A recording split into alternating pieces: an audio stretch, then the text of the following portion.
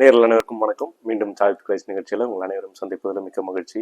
ஒவ்வொரு வாரமும் நிறைய இன்ட்ரெஸ்டிங் டாபிக்ஸ் பார்த்துட்டு இருக்கோம். அந்த வகையில் இந்த வாரமும் நம்ம ஒரு இன்ட்ரெஸ்டிங் டாபிக், ஒரு இன்ஸ்பைரிங் கேரக்டரை பற்றி தான் பார்க்க போகிறோம். ஒரு கூழாங்கல்லால் ஒரு பெரிய மாமிச மலையை அழித்தவர் அப்படின்னும் போது நீங்கள் எல்லாரும் யாருன்றதை கண்டுபிடிச்சிருப்பீங்க. ஸோ அவரை பற்றி நம்மக்கிட்ட பேசுகிறதுக்காக ரெவரண்ட் பால் அன்பர்ஸ் அவர்கள் வந்திருக்காங்க. சென்ட் ஆண்ட்ரூஸ் சர்ச் த கர்க் அதில் ஒன் ஆஃப் த பாஸ்டராக இருக்காங்க. அநேகருக்கு வேதத்தை பற்றி ரொம்ப ஈஸியாக சொல்லி கொடுத்துருக்காங்க. ரொம்ப துல்லியமான விஷயங்களை நிறைய வேதத்துலேருந்து அநேகர் மத்தியில் பேசிக்கிட்டு இருக்காங்க. யங்ஸ்டர்ஸ் மத்தியில் ஊழியங்களை செஞ்சுக்கிட்டு இருக்காங்க. ஸோ அவங்கள இந்த நிகழ்ச்சிக்கு வரவேற்பதில் மிக்க மகிழ்ச்சி. வணக்கம். Praise the Lord. உங்கள் அனைவரையும் சந்திப்பதில் எனக்கும் ரொம்ப சந்தோஷம். ஸோ இன்னைக்கு நம்ம யாரை பற்றி பார்க்க போகிறோம் அப்படின்னு ஒரு சின்ன ஹிண்ட் நான் கொடுத்துருந்தேன். ஸோ எல்லாரும் தெரிஞ்சிருப்பாங்கன்னு நினைக்கிறேன். ஏன்னா ரொம்ப ஒரு ஃபெமிலியரான ஒரு ஸ்டோரியில் டேவிட்டோட ஸ்டோரி. அது இல்லாமல் டேவிட்னு சொன்னோன்னே அந்த கூழாங்கல், கோலியாத், அது எல்லாருக்குமே ஞாபகம் வந்துடும். ஸோ டேவிட்டோட ஸ்டோரியில் இன்னும் நம்ம கற்றுக்க வேண்டிய விஷயங்கள் என்னவா இருக்கும்? நிறைய காரியங்களை சொல்லணும்னு விரும்புகிறேன் நான். இதே கூழாங்கல், இதே மாம்ச மலையை வீழ்த்துவதில் தாவீதனுடைய அந்த கதையை சுற்றி இருக்கக்கூடிய ஒரு சில காரியங்களை சொல்லணும்னு விரும்புகிறேன் நான். ஸோ டேவிடோட லைஃப் பார்க்கும்போது அவருடைய சைல்டுஹுட்டை பார்க்குறோம். அப்புறம் நடுவில் இந்த முக்கியமான சம்பவத்தை நம்ம பார்க்குறோம். அப்புறம் அதுக்கப்புறம் நம்ம கேள்விப்படுறது அவர் ராஜாவாக இருக்கும் பொழுது அந்த சூழ்நிலையை கேள்விப்படுறோம். இந்த நடுவில் இருக்கிற இந்த பகுதியில் நிறைய லெசன்ஸ் நமக்கு இருக்குன்னு நான் விசுவாசிக்கிறேன் நான். ஸோ அதை குறித்து அவர் கர்த்தர் எதை கொண்டு ஒரு ராஜாவை தேர்ந்தெடுக்கிறார். This is God's calling to be the king of his people. அந்த ராஜாவின் ஸ்தானத்திற்கு வர வேணும்னா கர்த்தர் எதை பார்க்குறாரு, அது எப்படி இவர் வாழ்க்கையில உருவாக்குறாரு, அதுக்கப்புறம் எப்படி அதை நிலைப்படுத்துகிறார்ன்றது குறித்து ஒரு சில லெசன்ஸ் இன்னைக்கு நம்ம கண்டுகொள்ளலாம். கண்டிப்பா இது ரொம்ப தேவையான ஒரு விஷயம். ஏன்னா நிறைய பேர் ஒரு பெரிய நிலைமைக்கு போகணும் அப்படின்னு ஆசைப்படுறோம். பட் அதுக்கு முன்னாடி இருக்கிற அந்த பீரியட் நம்ம எப்படியெல்லாம் அணுகணும் அப்படிங்கிறது டேவிட்டோட வாழ்க்கையில இருந்து நம்ம கத்துக்கலாம்னு நினைக்கிறேன். அதை தான் இன்னைக்கு நீங்க எங்களுக்கு எலாபரேட்டா சொல்ல போறீங்கன்னு நினைக்கிறேன். ஆமா. ஸோ முதலாவது நம்ம பார்க்கும்போது God invites you to his plans and purposes. கர்த்தர் அவருடைய திட்டங்களுக்கு நம்மை ஆயத்தப்படுத்துகிறார், வரவேற்கிறார், அழைக்கவும் செய்கிறார். தாவீதனுடைய வாழ்க்கையில சாமுவேலை அனுப்புகிறார். அதாவது சவுல் ஏற்கனவே ராஜாவாக இருக்கிறார். ஆனா இது கர்த்தருடைய மக்களுக்கு ராஜாவின் ஸ்தானத்துல இருப்பதனால் கர்த்தருக்கு பிரியமான காரியங்களை செய்வதுதான் அதிமுக்கியம். அதுல ஒரு சில காரியங்களை தவறிடும் போது கர்த்தருக்கு விருப்பம் இல்லாத சூழ்நிலையினால புது ராஜாவை அவர் தேடுறார். தன்னுடைய மக்களை கவனிக்கக்கூடிய, தன்னுடைய மக்களுக்கு அவர் சார்பாக நின்று நிர்வகிக்கக்கூடிய காரியங்கள், தேவனுடைய அழைப்பையும் தேவனுடைய வாழ்க்கையும் தேவனுடைய ஆசீர்வாதங்களையும் நிர்வகிக்கக்கூடிய காரியங்களை கவனிக்க இன்னொரு ராஜாவை தேடுறாரு. தாவீதை அவர் மனசுல வச்சிருக்கிறாரு. ஸோ சாமுவேலை அனுப்புறாரு வீட்டுக்கு. சாமுவேல் வீட்டுக்கு போய் எல்லாரையும் கூப்பிடுறாரு. நான் சொல்றது 1 சாமுவேல் 16வது அதிகாரத்துல அதனுடைய சாராம்சம் தான் நான் சொல்றேன் இப்போ. ஸோ கூப்பிடுறாரு. இந்த மாதிரி கர்த்தர் இந்த வீட்டுக்கு அனுப்பிச்சிருக்கிறாரு, ராஜாவாய் தேர்ந்தெடுப்பதற்கு ஒருவரை இந்த வீட்டில தான் தேர்ந்தெடுத்திருக்கிறாரு. ஸோ அவங்க அப்பா ஜெசி என்ன பண்றாரு, இருக்கிறதுலே திடகாத்திரமான சகோதரர்களை வர சொல்றாரு. 7 பேர் கிட்ட வராங்க. 8 சகோதரர்கள் நமக்கு அங்க போட்டிருக்காங்க வேதாகமத்துல. கிட்டத்தட்ட 7 பேர் வராங்க, நிக்கிறாங்க. ராஜாவாக இருக்க வேணும்னா, ராஜான்னு சொன்ன உடனே இந்த உலகத்தின் பிரபல ஐடியால ஒரு பெரிய த்ரோன் நமக்கு ஞாபகம் வருது. அரசாளுகை செய்கிற ஒரு சீட்டு நமக்கு ஞாபகம் வருது. அதே மாதிரிதான் அந்த காலத்துலயும் வச்சிருப்பாங்க. ராஜாவா இருக்கணும்னா இராணுவத்திற்கு அதிகாரியா இருக்கணும். ஸோ அவருக்கு தோல் பெருசா இருக்கணும், நல்லா திடகாத்திரமா இருக்கணும் அப்படின்றது மக்களுடைய எண்ணமா இருக்கலாம். ஒருவேளை தாவீதனுடைய தகப்பனுடைய எண்ணமா கூட இருந்திருக்கலாம். ஸோ இந்த பெரிய தோள்கள் உள்ள சகோதரர்களை வர சொல்றாரு. ஏன் இவர்களுக்கெல்லாம் பெரிய தோள்கள் இருந்திருக்கும் அப்படின்னு நான் யோசிக்கிறேன். அப்படின்னா பைபிள் கமெண்டேட்டர்ஸ் என்ன சொல்றாங்க அப்படின்னா, இவர்கள் ஏற்கனவே ஆர்மியில இருக்கிறவங்க தான். ஸோ ஆர்மியில அந்த காலத்துல எப்படி தேர்ந்தெடுப்பாங்க, நேவிக்கோ ஆர்மிக்கோ எதுக்காக ராஜா மக்களை தேர்ந்தெடுப்பாங்க, கிட்டத்தட்ட 13-14 வயதுகள்ல வாலிபர்களை திடகாத்திரமா இருக்கிற நிறைய பேரை தேர்ந்தெடுத்து ராஜாவின் பணிக்காக எடுத்து செல்வார்கள். அவங்க சாப்பிட்ற சாப்பாடு, அவங்க படிக்கிற படிப்பு, அவங்களுடைய ஆக்ஷன்ஸ், எக்ஸசைசஸ் எல்லாமே ரொம்ப வித்தியாசமா இருக்கும். By the time they are 21, 20-21 வரும்பொழுது அவர்கள் திடகாத்திரமான நல்ல வலிமையான ஒரு சோல்ஜரா இருப்பாங்க. அதாவது அவங்கள முன்னாடி நிறுத்தினா அவங்கள தாண்டி எந்த படையும் தாண்டி வர முடியாது. That is how soldiers are trained in the Old Testament. So even in King Saul's time, this must have been the practice. So இவங்கெல்லாம் போயிருப்பாங்க, சாப்பிட்டுருப்பாங்க, நல்லா திடகாத்திரமா வளர்ந்துருப்பாங்க. ஸோ அந்த சூழ்நிலையில ஏற்கனவே ஷோல்டர் ரெடியா இருக்கக்கூடிய ஒரு 5-6 பேரை கொண்டு வந்து அவங்க அப்பா நிறுத்துறாரு. ராஜா கணக்குலயே இல்ல, டேவிட் வந்து கணக்குலயே இல்ல அதுல. டேவிட் கணக்குல இல்ல, சீன்லயே இல்ல. சீன்ல டேவிட் வந்து வீட்லயே இல்ல. டேவிட் வந்து முக்கியமான ஒரு வேலையை பண்ணிட்டு இருக்கிறார். சோ என்ன நடக்குதுன்னா, இவங்க எல்லாம் இல்லைன்னு சொல்லிடுறார் ஆண்டவர். ஆண்டவரே இவரான்னு சாமுவேல் கேட்டுட்டே வர்றாரு. அப்ப ஆண்டவர் சொல்றாரு, இல்லப்பா இவங்கள யாருமே இல்ல, இவங்களுக்கு இன்னொரு பையனும் இருக்கிறான், அந்த பையனை கூட்டிட்டு வர சொல்லு அப்படின்றாரு. சொல்லும் போது இன்னொன்னு அழகா சொல்றாரு கர்த்தர், நீங்க எல்லாம் முகத்தை பாக்குறீங்க, ஆனால் தேவன் அவர்களுடைய உள்ளத்தை பார்க்கிறார் அப்படின்றார். ராஜாவாக இருப்பதற்கு நீங்க எல்லாம் உடலை பார்க்கிறீங்க, திடகாத்திரமா இருக்கிற ஒரு ஆணை பாக்குறீங்க. ஆனால் ராஜாஸ்தானத்திற்கு வைப்பவரை ஒருவர் கர்த்தர் தேடிக்கொண்டிருக்கிறார். அவர் வெளிப்புறத்தை பார்க்கவில்லை, உள்ளத்தை பார்க்கிறார். இது அருமையான ஒரு குவாலிஃபிகேஷனா அங்க நிலை நிறுத்துறார். That's a beautiful observation. So முதலாவது, God invites you for his plans and purposes. கர்த்தர் ஒரு மனிதனை உயர்த்துவதற்கு அவர் இன்வைட் பண்றாரு. It is his prerogative. நிறைய டைம் நம்ம என்ன யோசிக்கிறோம், நான் படிக்கிறேன், நான் அப்ளை பண்றேன், நான் இதுக்கு பண்றேன், நான் இது பண்றேன், நான் அது பண்றேன். பட் இது கர்த்தர் ஒருவரை உயர்த்த வேண்டும் என்று முடிவு பண்ணுகிற முடிவு. ஸோ நம்மளுடைய திட்டங்களை, ஆண்டவரே இது உமக்கு பிரியமான திட்டமா, நான் உயருவதற்கு தகுந்த திட்டமா, உம்முடைய ராஜ்யத்தின் பார்வையில நான் இந்த காரியங்களை செய்வது உமக்கு பிரியமான் கேட்டுக்கொள்வது நமக்கும் அவசியம். ராஜாவின் ஸ்தானத்திற்கு போவதற்கு முன்பதாக உள்ளத்தின் காரியங்களை ஆராய்ந்து அறிபவர் தேவன். அதை நாம் அறிந்து கொள்வது அவசியம். நீங்க சொன்ன மாதிரி அவ்வளவு திடகாத்திரமா இருக்கிற இளைஞர்கள்லாம் விட்டுட்டு அந்த சீன்லயே இல்லாத டேவிட்டை வந்து கடவுள் தேர்ந்தெடுக்கிறார். அதுவும் ரொம்ப சிறுவனாகவும் இருக்கிறாரு. அதே நேரத்துல அவரு வந்து சாதாரணமா ஆடு மேய்க்கிற ஒரு வேலையில இருக்கிறாரு அப்படின்னு தான் சொல்லி இருக்கு. ஸோ அந்த ஒரு நிலையில இருந்து அவர் ராஜாவா கொண்டு போறது, கடவுளா அவரை தேடி அவர் உள்ளம் தூய்மையா இருந்ததுனால அவரை எடுத்துரு. ஆனா அது போகும்போதும் சில ஸ்ட்ரகிள்ஸ் இருந்திருக்கும். போற வழியிலலாம் பாடங்கள் தான். இப்ப இதுலயே வந்து கர்த்தர் தேர்ந்தெடுக்கிறவர் ரொம்ப முக்கியமான வேலை செஞ்சுட்டு இருக்கிறாரு அப்படின்னு நான் சொன்னேன். நான் இந்த முக்கியமான வேலை என்னன்னா, ஆடு மேய்க்கிற வேலை. ஒரு ராஜாவாய் இருப்பதற்கு ஆடு மேய்க்கிற ஆளை யாராவது தேர்ந்தெடுப்பாங்களா? நம்ம யோசிக்கிறோம் இந்த உலகத்துல, என்னங்க ஐயா இவரை பண்றீங்க அப்படின்னு. ஆனா கர்த்தர் யாரை தேர்ந்தெடுக்கிறார்னா, ஆடு மேய்க்கிற ஒரு பையனை தேர்ந்தெடுக்கிறார். அவர் கிட்டத்தட்ட 15-14 வயதுல இருந்திருப்பாரு அப்படின்னு வேதாகம ஆராய்ச்சியாளர்கள் சொல்றாங்க. ஏன் இது முக்கியமான வேலை சொல்றேன்னா, இந்த மக்கள் எல்லாம் வேற ஏதோ ஒரு வேலை செஞ்சு, அவருடைய சகோதரர்கள் எல்லாம் வேற எல்லாம் வேலை செஞ்சு வீட்டுல உட்காந்துருக்காங்க.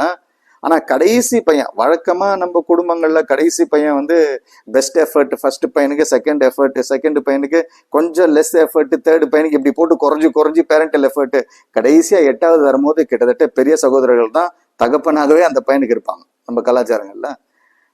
இது போல வளர்ந்த ஒருவரை நாம் உதாசீனப்படுத்துகிறோம். ஆனால் கர்த்தர் ஒரு சில காரியங்களை உதாசீனப்படுத்துகிறது இல்லை. ஏன்னா தன்னுடைய தகப்பனுக்கு முதலாவது கீழ்ப்படிந்து தகப்பனுடைய காரியங்களை பொறுப்பெடுத்து பார்த்து கொள்ளுகிறது பணிதான் இந்த ஆடு மேய்க்கும் பணி. நான் நினைக்கிற மாதிரி இப்ப நம்ம பெற்றோர்கள் சில சமயம் தவறான விதத்துல பிள்ளைகளை திட்டுவாங்க. நீ சரியா படிக்கலன்னா என்ன மேய்க்க போயிடுவானுவாங்க, மாடு மேய்க்க போயிடுவானுவாங்க. அந்த காலத்துல இது கிடையாது. நிறைய வேதாகமத்துல இருந்த பெரிய பெரிய பணக்காரர்கள் ஆட்டு மந்தைகள் மாட்டு மந்தைகளை மேய்த்து கொண்டிருந்தார்கள். அவங்களாம் பணக்காரராக தான் இருந்தாங்க. ஆனா இந்த தாவீது தன்னுடைய தகப்பனுக்கு கீழ்ப்படிந்து தன்னுடைய தகப்பனுடைய காரியங்களை பொறுப்பாய் கவனிக்கிற பொசிஷன்ல இருந்தார். 2வது, தன்னுடைய அண்ணன் எல்லாம் ஆர்மிக்கு போயிட்டாங்க, நான் எதுக்கும் போலையே, என்னத்தை இதை பார்த்து அப்படின்னு அலட்சணமாய் இல்லாமல் அதை ரொம்ப பொறுமையாய் கவனமாய் கவனித்தார் அப்படின்னு நம்ம படிக்கிறோம்.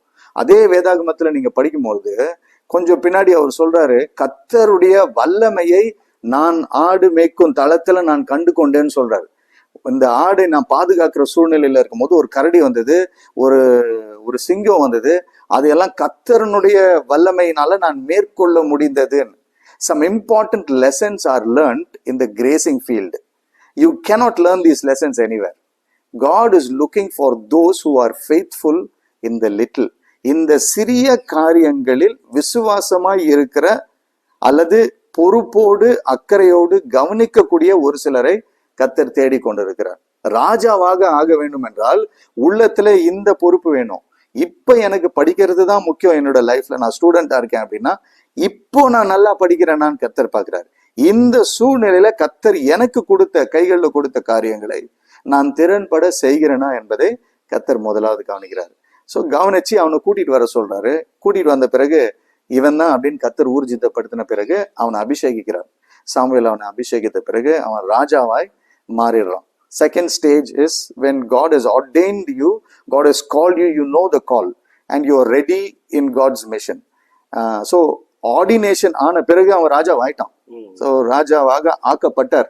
ஏன்னா கர்த்தருடைய அபிஷேகம், என்னை ஊற்றி அபிஷேகம் பண்ணப்பட்டாச்சு, இனிமேல் ராஜாவாய் ஆக்கப்பட்டார் தாவீது. உலகத்துக்குரிய குவாலிஃபிகேஷன்ஸ்லாம் இல்லாம கடவுள் என்ன காரியங்களை அவருக்கு தந்திருந்தாரோ அதை உண்மையும் முத்தமாக செஞ்சார். அதுதான் அவருடைய மெயின் குவாலிஃபிகேஷனா இருந்தது கடவுளை தேர்ந்தெடுக்கிறதுக்கு. கரெக்ட். இந்த உலகத்துக்கு உண்டான குவாலிஃபிகேஷன் இல்லைன்னு சொல்றதை விட இந்த உலகத்திற்கு உண்டான விதத்துல மெத்தடாலஜில அவர் ஸ்கூல் போல, ஆனா ஸ்கூல்ல படித்த காரியங்களை விட கணக்கு நல்லா வச்சிருப்பாரு. ஏன்னா அத்தனை ஆடை வெளியே கூட்டிட்டு போறாருன்னா அத்தனை ஆடை எண்ணி பத்திரமா வெளியே உள்ள கூட்டிட்டு வரணும். இவ்வளோ ஆட்டுக்கு மந்தைக்கு சாப்பாடு கொடுக்கணும்னா அதை மெஷர் பண்ணி எடுத்து போட்டிருக்கணும், அதை பத்திரமா வச்சிருக்கணும். ஸோ இதெல்லாம் அவர் கத்திருப்பாரு. Maybe he is not gone to school, but he is got knowledge better than what the schools can deliver. That's what God is looking for. அந்த ஞானத்தை அவர் கொடுக்குறாரு. ஸோ சம்டைம்ஸ் நம்ம சொல்லும் போது ஸ்கூலை நெகேட் பண்ணிடுறோம். God doesn't do away with the world's patterns, but அதையும் தாண்டி அவர் அதை விட பொக்கிஷமான காரியங்களை அதை பயன்படுத்துகிறார், அதையும் கொடுக்கிறாரு. ஸோ ஒரு எதிர்பாராத சூழ்நிலையில ஒரு ஆடு மேய்த்துட்டு இருந்த சிறுவன் வந்து இப்போ ராஜாவா ஆயிருக்காரு. ஆனா ராஜாவா ஆனதுக்கு அப்புறமும் இப்போ டைரக்டா ஒன்றும் அவர் வந்து அந்த த்ரோனுக்கு போய் அவரோட காரியங்களை செய்ய முடியல. ஏன்னா ஏற்கனவே அங்க ஒரு ராஜா இருக்காரு. ஸோ அந்த சிச்சுவேஷன்ஸ்ல எப்படி அவர் ஹேண்டில் பண்ணியிருப்பார்? இது ஒரு நல்ல பீரியட்னு நான் யோசிக்கிறேன் நான். அதாவது கத்தர் அவனை ராஜாவாக ஆர்டைன் பண்ணிட்டாரு, சாமுவேலை கொண்டு அபிஷேகம் பண்ணியிருக்கிறாரு.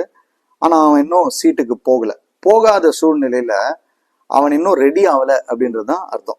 David is not fully ready for the kingship or for the full position of the king. அதாவது the making of the king. God has a personal trait that he is looking for in a king.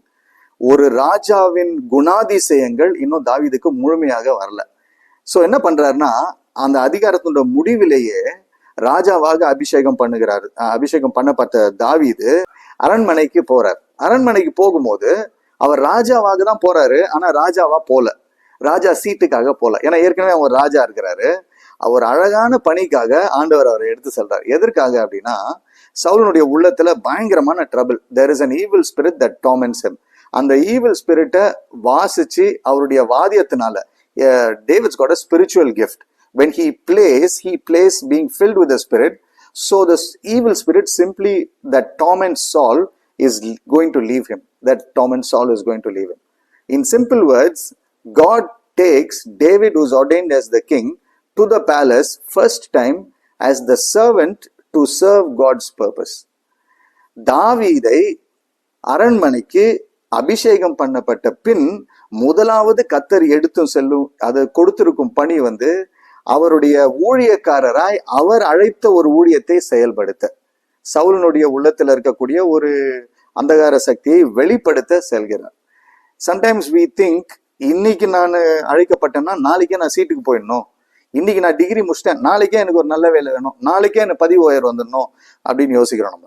ஆனா ஒரு சில character traits கத்தர் அதை ready பண்றாரு. அது வந்து ஷார்ட்கட்டே கிடையாது லைஃப்ல. நிறைய பேர் வந்து கஷ்டப்பட்டு தான் வரணும் அப்படின்னு நிறைய படிச்சுட்டா அந்த கஷ்டம் போயிடுதா? இல்லைங்க. இந்த கஷ்டத்தின் மூலமா என்ன வருது நமக்குன்னா அனுபவம் வருது. அந்த அனுபவத்துக்கு வாழ்க்கையில ஷார்ட்கட்டே இல்லை. கத்தருடன் ஆவிக்குரிய வாழ்க்கையிலையும் இது அழகாய் பொருந்தும். அவருடன் அவர் சொல் பேச்சு கேட்க அவருடைய வல்லமையின் கீழ் இருக்கக்கூடிய அனுபவத்தை கத்தர் நமக்கு கொடுக்கணும்னு விரும்புறாரு. அதுதான் தாவீதுக்கு அவர் கொடுக்கிறார். முதல் தடவையா எடுத்துட்டு போறாரு. கொண்டு போகும்போது அவன் அவருடைய அரண்மனைக்கு செல்லும் பொழுது கத்தருடைய ஊழியத்தை செய்யும்படி செல்கிறான். ஸோ போகும்போதே அவன் அந்த அனாயிண்டிங்கோட போறான். அந்த எக்ஸ்பீரியன்ஸோட that he was anointed recently as the king is going, but he knows he is going for God's service. Unless our heart turns to become obedient to God to do his work, we are not ready for the power that he wants to give us. So அது ரொம்ப முக்கியமான விஷயம். நீங்க சொன்னீங்க obedience. So கடவுள் நம்மளை தேர்ந்தெடுத்து அவர் என்ன நம்ம வாழ்க்கையில செய்ய வேண்டும் என்பதை வைத்திருக்கிறாரோ அதற்கு நம்ம கீழ்ப்படிந்து போகணும். கீழ்ப்படிந்து போகும்பொழுது தாவீது அந்த இடத்துல ஒரு அற்புதத்தை செய்யறதுக்காக கடவுளை கூட்டிட்டு போறாரு. So it's training period. நீங்க சொன்ன மாதிரி நிறைய பேர் இன்னைக்கு எதிர்பார்க்கறதே அதான், ஷார்ட்கட். இன்னைக்கு நான் இதை செஞ்சேன்னா நாளைக்கு அந்த ரிசல்ட் எனக்கு கிடைக்குமா, இது கிடைக்காதுன்னு தெரிஞ்சு சில பேர் தான் சில தவறான முடிவுகள்லாம் இன்னைக்கு காலங்கள்ல இளைஞர்கள் அந்த மாதிரி நிறைய தவறான காரியங்களை செய்யறாங்க. ஸோ இது வந்து ஒரு பெரிய லெசனா இருக்கும்னு நினைக்கிறேன் நம்ம வியூவர்ஸ்க்கு. அந்த ஷார்ட்கட்டை வந்து எல்லாருமே அவாய்ட் பண்ணணும். So there is a period for every thing. So அந்த ட்ரைனிங் கடவுள் வந்து தாவீதுக்கே அபிஷேகம் பண்ணி கூட கடைசியில் அந்த ட்ரைனிங் பீரியட் வந்து கடந்து போகதான் வச்சிருக்கிறாரு. இதை வந்து நம்ம சீசன்ஸா கூட யோசிக்கலாம். வாழ்க்கையில ஒரு சீசன் இருக்கு. இது வந்து பக்குவப்படுத்தல் சீசன், தலைமத்துவத்துக்கு உண்டான சீசன் உண்டு. பட் அதுக்கு முன்னாடி ரெடி ஆகக்கூடிய சீசன். இந்த சீசன்ல இன்னொரு ஒபீடியன்ஸும் நான் உங்களுக்கு இந்த பேசேஜ் இந்த 2-3 அதிகாரத்துல இருந்து சொல்லணும்னு விரும்புறேன். தாவீது வந்து அப்போ வீட்டுல இருக்கிறாரு. அவங்க அப்பா வந்து அவங்க அண்ணன்கள் எல்லாமே போர்க்காலத்துல இருக்கிறாங்க. போர்க்காலத்துல ஒரு டிஃபிகல்ட், இது வரைக்கும் நடக்காத ஒரு காரியம் நடந்துட்டு இருக்கு. ஒரே ஒரு பெலிஸ்தன் வரான். அவங்களுடைய ஆர்மி ஒரு மலை மேல இருக்காங்க, இவங்க இன்னொரு மலை மேல இருக்காங்க. 2 யுத்தம் நடக்குது. காமன் கிரவுண்ட்ல வராங்க. வரும்போது ஒரே ஒரு பெலிஸ்தன் தான் வரான். அவன் தேவனுடைய நாமத்தை அசிங்கமா திட்டுறான். இது வரைக்கும் நான் சொன்னல, இந்த தோள்கள் ரெடி ஆகி 12 வருஷம் ட்ரெயின் ஆகி திடகாத்திரமா இருக்கிற எல்லாம் துண்டை காணும் துணியா காணும் ஓடி வந்துடுறாங்க திரும்பி. இன்க்ளூடிங் அந்த வேதாகம வசனம் சொல்லுது, இன்க்ளூடிங் ராஜா. இந்த ராஜா யாரு? தேவனால் தேர்ந்தெடுக்கப்பட்டவர். இத்தனை நாட்கள் இஸ்ரவேலை விடுவித்து வழி நடத்தின கர்த்தருடைய நாமத்தை அறிவிக்கக்கூடிய ஸ்தானத்துல இருக்கார். அவரும் பயந்துடுறாரு. யாருக்காக? ஒரு மனுஷனுக்காக. ஒரு மனுஷன் என்னன்னா அவன் சைஸை பார்த்து பயந்துடுறான். நம்ம கூட வாழ்க்கையில எதிரிகளை பார்த்து சைஸை பார்த்து பயந்துடலாம். ஆனா இந்த தாவீதனுடைய கீழ்ப்படிதலின் மட்டுமே அவனுடைய கால்கள் இந்த புல்வெளியில இருந்து இந்த பேட்டில் ஃபீல்டுக்கு மூவ் பண்ணப்படுகிறது. அதாவது his feet, just because David obeys his father, his feet is taken away from the grazing field and moved into the battlefield. இந்த battlefield ஏன் முக்கியம்னா, battlefield is the place where God has ordained victory for David. Obedience moves David's feet from one place to the place of victory. நல்லா ஞாபகம் வச்சுங்க. கர்த்தர் உங்களுக்கு என்ன சொல்றாரு? சின்ன காரியம் இருக்கலாம், போய் லஞ்ச் பாக்ஸ் எடுத்து போய் கொடுத்துட்டு வாப்பா, அதுதான் அவங்க அப்பா சொல்றாரு. அதுக்கு அவர் ஒபே பண்றதுனால அவருடைய பாதங்கள் அவருடைய வெற்றியின் சூழ்நிலைக்கு ஏற்றதுக்கு அருகாமையில செல்லுகிறது. கீழ்ப்படிய கற்றுக்கொள்ள வேணும். கர்த்தர் சொல்லுகிற சின்ன சின்ன காரியங்கள் இது எப்படி வரும்னா, sometimes through our parents, sometimes through people of God who are around us. God has placed us good families. Sometimes it's corrections, sometimes it is things that we don't like to do, but it takes a lot of discipline to do what we are called to do. இந்த கீழ்ப்படிதல் ரொம்ப முக்கியமான குணாதிசயம் நான் சொல்லிக்கொள்ள விரும்புகிறேன். அந்த குணாதிசயத்தினால தான் நீங்க ரொம்ப அழகா சொன்னீங்க. அதாவது புல்வெளியில நடந்துகிட்டு இருந்த அந்த பாதங்கள் வந்து இன்னைக்கு போர்க்களத்துல இருக்கு. அந்த போர்க்களத்துல கடவுள் வெற்றியும் அவருக்கு தேர்ந்தெடுத்திருக்கிறார். சொன்ன மாதிரி அந்த பெரிய பெரிய அப்பியரன்ஸ் இருந்தவங்க எல்லாம் எல்லாரும் காலி. கடைசியில் ஒரு சின்ன பையனை வச்சு கடவுள் அந்த அற்புதத்தை செய்யறாரு. ஸோ அதற்கப்புறமா நடக்கக்கூடிய விஷயங்கள். அதுக்கப்புறமா தாவீது அங்க போறாரு. தாவீதனுடைய கையில இருக்க இந்த டூல்ஸ் நீங்க யோசிக்கணும். இன்ஃபேக்ட் அவர் போகும்போது இந்த அதிகாரத்துல போட்டிருக்கு, அவர் ஃபர்ஸ்ட் போகும்போது தாவீதனுடைய கண்களுக்கு என்ன தெரியுதுன்னா, யாரோ ஒருத்தர் வந்து நம்ம தேவனுடைய நாமத்தை தூஷணம் பண்ணுகிறாரு அப்படின்னு சொல்லிட்டு அங்க உள்ளவங்க சுத்தி கேட்கிறாரு எல்லா இடத்துலயும், என்னையா பண்றீங்க, உங்களுக்கு யாரு தேவன்னு தெரியாதா? இத்தனை வருஷமா கர்த்தர் உங்களை வழி நடத்தி இருக்கிறாரு, பராக்கிரமான காரியங்கள் எல்லாம் பண்ணிருக்கிறாரு, உங்களுக்கு யாருன்னு தெரியாதா? இவன் ஒருத்தன் வந்து பேசுறான், இவனுக்காக பயந்துட்டு இருக்கீங்களே. அவங்க எல்லாம் என்ன பண்ணிடுறாங்க, இவன் யாருன்னு கண்டுபிடிச்சு அவங்க அண்ணனுங்க கிட்ட சொல்லிடுறாங்க. அவங்க அண்ணனுக்கு கூப்பிட்டு திட்டுறாங்க. அவன் இந்த பைபிள்ல நீங்க படிக்கிறத நான் கொலோக்கியலா சொல்றேன். என்ன திட்டுறாங்கன்னா, எதுக்கு இங்க வந்த, இங்க வந்து கதை பார்க்க வந்திருக்கியா, வேடிக்கை பார்க்க வந்திருக்கியா அப்படின்னு. அவனுக்குள்ள உள்ளுக்குள்ள என்ன இருக்கும், அவமானம் இருந்திருக்கும். நான் வீட்டுல போர்க்காலத்துல யார் தெரியுமா அப்படின்னு அங்க காட்டிட்டு வந்திருப்பான். இங்க வந்து ஒருத்தனை கண்டு ஓடிக்கிட்டு இருக்கானுங்க எல்லாம். ஸோ அதை தன் தம்பி பார்த்துட்டான்ற வெக்கம் அவமானம் கூட இருக்கலாம். பட் அவங்க எல்லாம் அவனை திட்டுறாங்க. இன்னும் கேட்டா, உங்களுடைய வாழ்க்கையின் நோக்கங்கள், கர்த்தர் வைத்திருக்கும் நோக்கங்களை நோக்கி செல்வதுல உங்களுக்கு நிறைய சோர்வுகள் வரலாம். அது உங்களை நெருக்கமான இருக்கிறவர்களிடத்துல இருந்தே வரலாம். கர்த்தர் அவன் அங்க வேற இதுக்கு கொண்டு போயிருக்கிறார். இன்னும் ஒண்ணு சொல்லிக் கொள்கிறேன். இந்த காரியங்களை நீங்க பயன்படுத்தினீங்கன்னா, இந்த இஸ்ரவேல் தேசத்திற்கு கண்பட்டது, இந்த திடகாத்திரமா இருக்கக்கூடிய போர் வீரர்களுக்கு தன்னுடைய கண்கள்ல பட்டதெல்லாம் பயம்தான். அது தாவீது கண்களுக்கு தெரியல.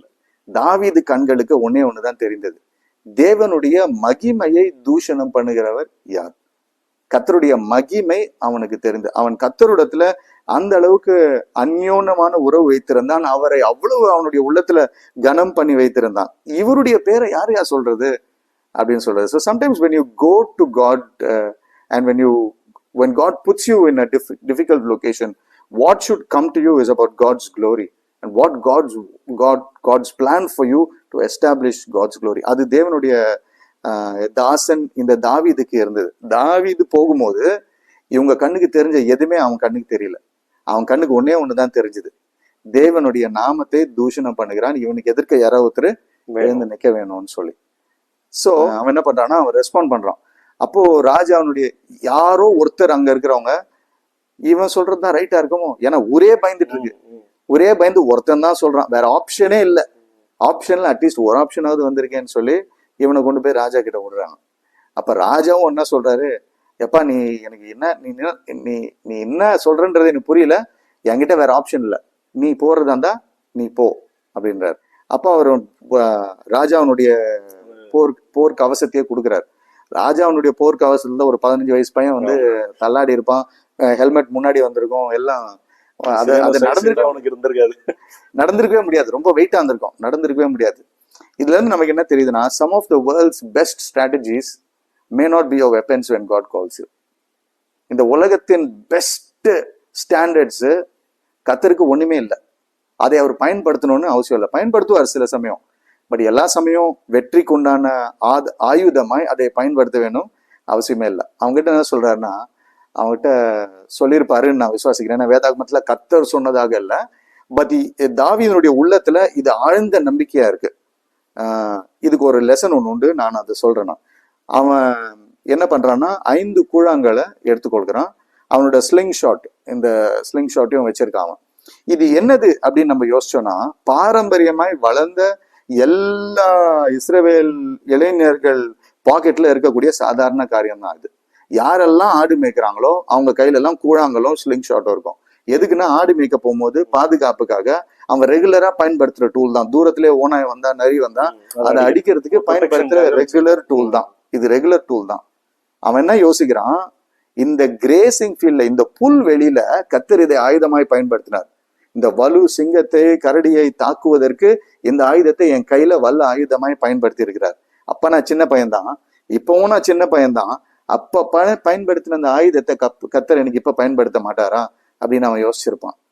சிம்பிள் வேர்ட்ஸ்ல சொல்லணும்னா இதுதான் இங்க உள்ள பாடம் நமக்கு.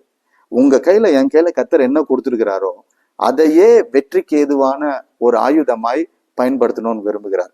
ஒரு மோசே கையில கோலை கொடுக்கிறார், அது அவனுடைய ஆயுதம், அவனுடைய கையில இருக்க ரெகுலர் காரியம், அவன் அதை வச்சு நடந்துகிட்டு இருந்த ரெகுலர் காரியம். இதுக்கு 40 வருஷம் முன்பதாக அவன் அரசவையில வேற ஒரு கோலை வச்சிருந்திருப்பான். இப்போ அவன் அந்த ஒரு ஆட்டு மேய்க்கிற கோலை தான் வச்சிருக்கிறான். அந்த கோலை கர்த்தர் பயன்படுத்துறாரு. ஒவ்வொருத்தர் கையிலையும் கர்த்தர் அடைக்கிறவங்க கையில அவங்க கையில என்ன இருக்கோ அதை பயன்படுத்துறாரு. தாவீதுடைய கைகள்ல இருந்த ஒரே ஒரு கல்லு தான் அவருக்கு தேவை. ஆனா தாவீது எத்தனை கல் எடுக்கிறான்? 5 கல் எடுக்கிறான். நம்ம கூட plan B, plan C, plan D, plan E, plan F எல்லாம் இருக்கிறான். ஆனா அவர் வெற்றிக்கு தேவையான ஒரே கல்லு தான். அந்த ஒரு கல்லை ஒருவேளை யூஸ்வலா நம்ம அந்த கிராஸ் ஃபீல்டுக்கு போகும்போது வச்சிருக்கிற மாதிரி ஒரு 5 கல் சேஃப்டிக்கு எடுத்துக்கிறான், சேஃப்டிக்கு எடுத்துக்கிறான். அவனோட ரெகுலர் டூல் கிட் அது. நம்ம கையில இருக்க டூல் கிட்ட கர்த்தர் பயன்படுத்துற. இன்னும் கேட்டா, இந்த கிராஸ் ஃபீல்டுல இந்த விசுவாசம் உள்ள பழக்க வழக்கங்கள் இந்த பேட்டில் ஃபீல்ட்ல ஆயுதமாய் கர்த்தர் பயன்படுத்துகிறார். இங்க உள்ள பழக்க வழக்கம் தான் இங்க ஆயுதமா கர்த்தர் பயன்படுத்துறாரு. இங்க பழக்கம் இல்ல, இங்க ஃபெய்த்ஃபுல்னஸ், குட் ஸ்டூவர்ட்ஷிப் இங்க இல்லைன்னா இங்க ராஜாவாய் பயன்படுத்துறதுக்கு டூல்ஸ் இல்லாம போக வாய்ப்பு உண்டு. ஸோ அந்த கிராஸ் ஃபீல்ட்லயே கடவுள் பார்த்தீங்கன்னா அவனை ட்ரெயின் பண்ணியிருக்காரு. ஸோ நம்ம ஆடு மேய்க்க தானே போனா தம்பின்னு இவங்களாம் நினைச்சிருப்பாங்க. ஒரு ஆடு மேய்க்கிறவன் வந்து நம்மளெல்லாம் பார்த்துட்டானே இங்க ஓடுறது அப்படின்னு சொல்லி நீங்க சொன்ன மாதிரி அவங்க கொஞ்சம் வெக்கப்பட்டிருக்கலாம். பட் ஆனா கடவுள் அங்கேயே அவரை வந்து அந்த சிங்ககிட்டையும் கரடிகிட்டையும் ட்ரைனிங் தான் கொடுத்துருக்காருன்னு நினைக்கிறேன். ஸோ இதெல்லாமே வாழ்க்கையில கடவுள் நமக்கு அனுமதிக்கிற எல்லா ஒரு விஷயமும் ஒரு அனுபவமாகவும் ஒரு ட்ரைனிங்காகவும் இருக்குன்றது இந்த ஒரு போர்ஷன்ல இருந்து நம்ம கத்துக்கிறோம்னு நினைக்கிறேன்ல. ஆமா, இதே தான் ராஜா கிட்டயும் சொல்றாரு. ராஜாவே எனக்கு இதெல்லாம் வேணாம், ஆக்சுவலா என்கிட்ட இன்னொரு பவர் இருக்கு, இந்த டூல்ஸ்ல எல்லாம் எனக்கு பவர் இல்லை, என் பவர் அங்க இருந்து வருது, அவர் கொடுத்த பவரே எனக்கு போதும். அவர் அவ்வளோ கன்வின்சிங்கா இருக்கிறார், அவ்வளோ கான்ஃபிடென்ட்டா இருக்கிறார். ஏன்னா உள்ளுக்குள்ள அவ்வளோ விசுவாசம். அதை அவர் சொல்லும் போது ராஜா என்ன சொல்றாரு, நீ போயிட்டு வா அப்படின்னு சொல்றாரு. போயிட்டு அந்த வேதாகமம் சொல்லுது, இந்த கான்வர்சேஷன் நடக்குது. திரும்பியும் இந்த பெலிஸ்தன் வரான், கோலியாத் வரான், அந்த கான்வர்சேஷன் நடக்குது. தாவீது ஓடுறாரு கோலியாத்துக்கு பக்கத்துல. he is running towards the giant is not running towards him. the fear வந்து ஆப்போசிட்டா மாறுது. இப்போ வந்து இது எல்லாரும் முன்னாடியும் நடக்குது. The whole of Israel is watching and God gives him victory by just simply one stone. இதை வந்து பெரிய டிராமாட்டிக்கா நான் சொல்ல விரும்பல, ஏன்னா நம்ம கதைகள் சண்டே ஸ்கூல் கதையில இதுதான் டிராமாட்டிக் ஆயிடுது, டேவிட் ஹீரோவா ஆயிடுறாரு. But what I want to say here is ultimately God wins. The glory of God is established. The real hero in the story is God himself. Jesus himself is the hero of every Christian life, every Christian battle, every Christian victory also. David is just a tool.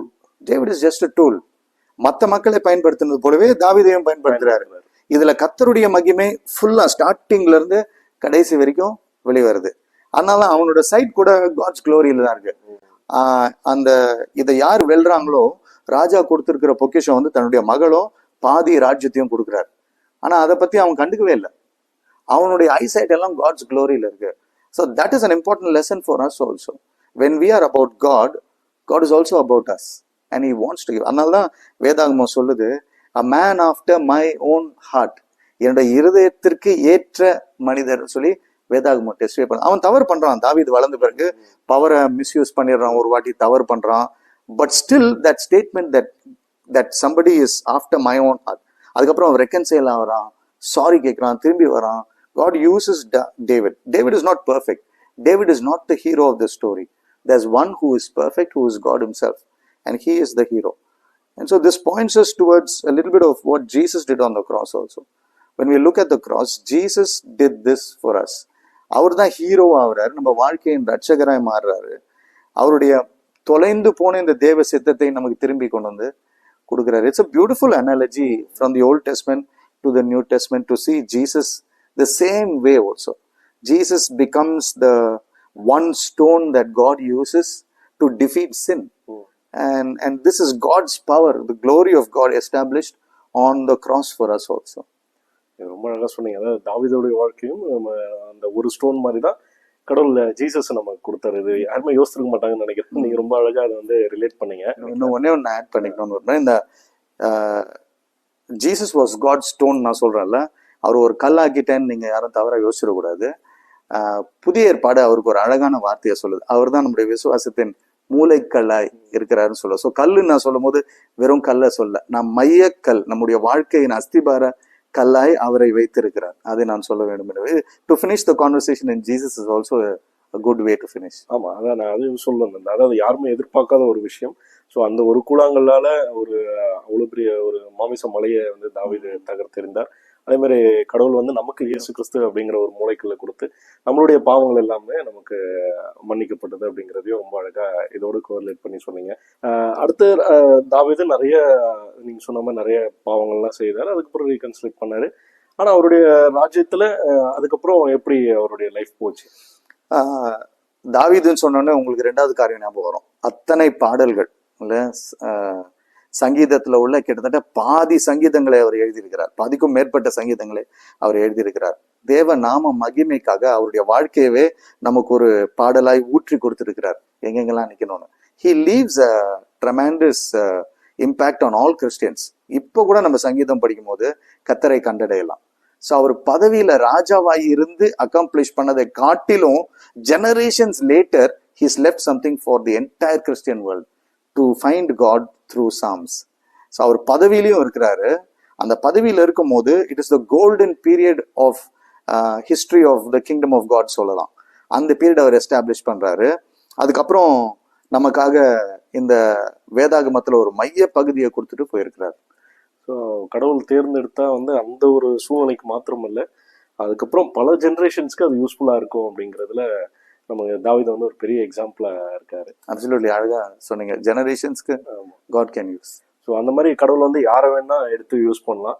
ஆனால் அநேகர் வந்து இதை உணராமல் இருக்கிறோம். இப்போ நீங்கள் சொன்ன points எல்லாம் பார்த்தீங்கன்னா, அந்த ஒரு சின்ன ஒரு வேலையில் இருக்கிற ஒரு சின்ன பையனை கடவுள் இவ்வளோ அழகாக யூஸ் பண்ணி இன்னைக்கு பல தலைமுறைகள் அதை வந்து நம்மளுடைய வேதவசனங்களை படிக்கக்கூடிய விஷயங்கள்ல சங்கீதம் எவ்வளோ ஒரு முக்கியமான விஷயங்களா எவ்வளோ பேரோட வாழ்க்கையில் இருக்குதுங்கிறத வந்து நம்மளை உணர்ந்தோம்னா நம்மளுமே அநேகருக்கு ஆசீர்வாதமா இருக்கலாம் அப்படிங்கிறது தாவீதை வச்சு நம்ம ரொம்ப அழகா தெரிஞ்சுக்க முடியுது. ஆமா, கட்டாயமா. ஸோ இளைஞர்களுக்கு அல்லது முதிர்ந்தவர்களுக்கு கூட இல்லை, சம்டைம்ஸ் எல்டர்லி பீப்புள் வளர்ந்து வந்து வேலையெல்லாம் முடிஞ்சிருச்சு, ரிட்டையர் ஆயிட்டோம், ஒண்ணுமே இல்லைன்னு யோசிக்கிற சமயத்துல, அந்த சமயத்துல உங்களுக்கு கொடுக்கப்பட்ட நேரம், இளைஞராக இருந்தாலும் சரி இல்லை மிட் லைஃப்ல இருந்தாலும் சரி, நமக்கு கொடுக்கப்பட்ட காரியங்கள்ல ஃபெய்த்ஃபுல்லா குட் ஸ்டூவர்ட்ஸா இருக்கும் போது that really impresses God, and I think God calls to do what He's calling us to do in an efficient way. So நம்மளுடைய காரியங்களில் உண்மையாக இருக்கும்போது கடவுள் நம்மளை தேர்ந்தெடுப்பார், நம்மளை கொண்டும் பெரிய அதிசயங்களை செய்வார் அப்படிங்கிறத ரொம்ப அழகாக சொன்னீங்க. ஸோ தாவீது அந்த சூழ்நிலையிலும் உண்மையாக இருந்தார், அவருடைய வேலைகளை கரெக்டாக செய்தார், அவருடைய உள்ளம் தூய்மையாக இருந்தது. அது மட்டும் இல்லாமல் எந்த ஒரு நோக்கமும் அவர் முன்னாடி இல்லை, அந்த பயமும் இல்லை. அதே மாதிரி அந்த ராஜா கொடுக்கக்கூடிய அந்த பரிசு பொருட்கள்லையுமே அவருடைய எண்ணங்கள் இல்லை. அவருடைய ஃபோக்கஸ் ஒன்னே ஒன்று தான், கடவுளுடைய ராஜ்யத்தை அவன் வந்து அவமதிக்கிறான் அப்படிங்கிற அந்த ஒரு விஷயம் தான். ஸோ அந்த மாதிரி நம்ம ஃபோக்கஸ்டாக இருக்கும் பொழுது கடவுள் நம்மளை கொண்டும் பெரிய அதிசயங்களை செய்வார். ஆனால் அதுக்கான ட்ரைனிங் பீரியடையும் நம்ம அண்டர்கோ பண்ணணும் அப்படிங்கிறத ஒரு பெரிய ஃபேக்டர் நம்ம இதுலேருந்து கற்றுக்குறோம். ஏன்னா நிறைய பேர் நம்ம முன்னாடியே சொன்ன மாதிரி அடுத்தடுத்த ஜம்புக்காக நம்ம வெயிட் பண்ணுறோம். ஸோ அதே தான் நிறைய யங்ஸ்டர்ஸ் அதை வந்து யோசிச்சுக்கிட்டே இருக்காங்க. அப்படி இருக்கக்கூடாது அப்படிங்கிறத நீங்கள் சொன்ன இன்னைக்கு ஷேர் பண்ண இந்த விஷயங்கள் மூலிமா அநேகருக்கு வந்து அது யூஸ்ஃபுல்லாக இருக்கும். ஸோ உங்களை சந்திச்சதில் ரொம்ப மகிழ்ச்சி. ஸோ தாவீதை பற்றியும் தாவீதனுடைய வாழ்க்கையில் என்னென்ன விஷயங்கள் நாங்கள் கற்றுக்கணும் அப்படிங்கிறத பற்றியும் ரொம்ப அழகாக எங்களுக்கு சொன்னதுக்காக உங்களுக்கு ரொம்ப நன்றி சொல்லிக்கிறோம். மனதின் ஆழத்தில் நன்றி சொல்லிக்கொள்ள விரும்புகிறேன். ஃப்ரெட்ஸ் ஆர்க்குக்காகவும் என்னை இன்வைட் பண்ண எல்லாருக்காகவும் உங்களோட கான்வர்சேஷன் வச்சுட்டு இருந்தால் ரொம்ப அருமையான கான்வர்சேஷன். இதை பார்க்குற ஒவ்வொரு நேயர்களுக்கும் தேவனுடைய நாமத்தில் வாழ்த்துக்கள். கர்த்தர் உங்களை ஆசீர்வதிப்பாராக. நன்றி. ஸோ நம்ம சாயோட நம்ம ஷோவை க்ளோஸ் பண்ணுவோம். ஸோ இது சாய் வித் கிரைஸ்ட். மீண்டும் அடுத்த நிகழ்ச்சியில் நான் சந்திக்கிறேன். நன்றி.